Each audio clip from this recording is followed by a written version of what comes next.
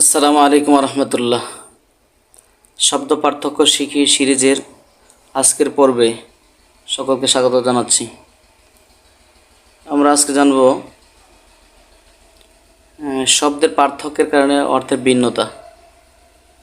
যেমন মাহরুসুন কর্ষিত, মাহরুসুন কর্ষিত, যখন শেষে সা হয়েছে তখন অর্থ হচ্ছে কর্ষিত।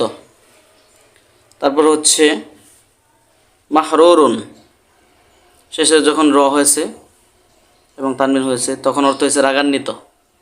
মাহরুরুন রাগান্বিত। তারপর হচ্ছে মাহরুসুন, যখন সিন হয়েছে তখন অর্থ হচ্ছে প্রহরাধীন, তখন অর্থ হয়েছে প্রহরাধীন। মাহরুসুন অর্থ প্রহরাধীন। মাহরুকুন দগ্ধ, মাহরুকুন দগ্ধ। আরেকটা শব্দ হচ্ছে মাহরুমুন, যখন মিমের উপরে তানবিন হয়েছে, দুই পেশ হয়েছে, তখন অর্থ হচ্ছে বঞ্চিত। মাহরুমুন অর্থ বঞ্চিত। ধন্যবাদ সবাইকে সাথে থাকার জন্য। আসসালামু আলাইকুম রহমতুল্লাহ।